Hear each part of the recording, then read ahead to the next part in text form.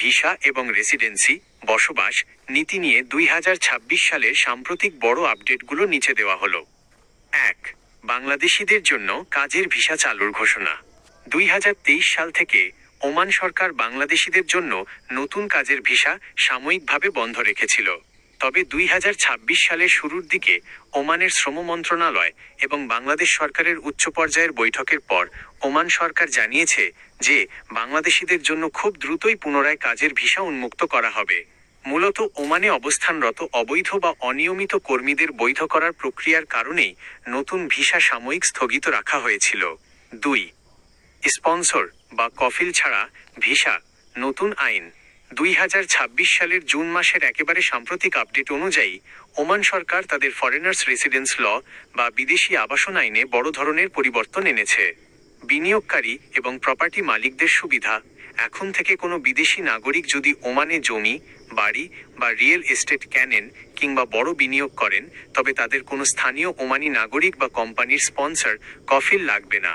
সরাসরি রেসিডেন্সি, তারা সরাসরি সরকারি কর্তৃপক্ষের কাছ থেকে ভিসা ও রেসিডেন্সি পারমিট পেয়ে যাবেন। এই সুবিধা তাদের প্রথম স্তরের পরিবারও, স্ত্রী ও সন্তান ভোগ করতে পারবে। 3. 200 এর বেশি পেশায় কড়াকড়ি ওমানাইজেশন।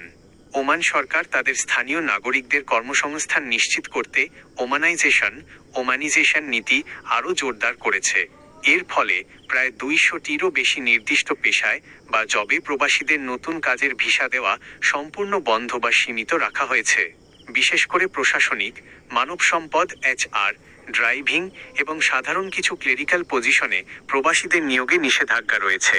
4. কাজের ভিসার সাধারণ নিয়ম ও মেডিকেল। নতুন কোনো ভিসা ইস্যু বা নবায়নের ক্ষেত্রে ওমান সরকারের নিয়ম এখন অনেক বেশি ডিজিটালাইজড। ওমানে কাজের ভিসায় যেতে হলে অনুমোদিত মেডিকেল সেন্টার GAMCA থেকে শতভাগ ফিটনেস সার্টিফিকেট থাকতে হবে। চুক্তিনামা বা লেবার কন্ট্রাক্ট অবশ্যই ওমানের শ্রম মন্ত্রণালয় দ্বারা অনলাইনে অনুমোদিত হতে হবে। সতর্কতা, ওমানের ভিসা খোলার কথা বলে বর্তমানে অনেক দালাল বা চক্র ভুয়া ভিসা বা ফ্রি ভিসার নামে প্রতারণা করতে পারে। যে কোনো ভিসার আবেদন করার আগে সেটি ওমানি রয়্যাল পুলিশ ROP বা ওমানি দূতাবাসের অফিসিয়াল পোর্টালে যাচাই করে নেওয়া বুদ্ধিমানের কাজ হবে।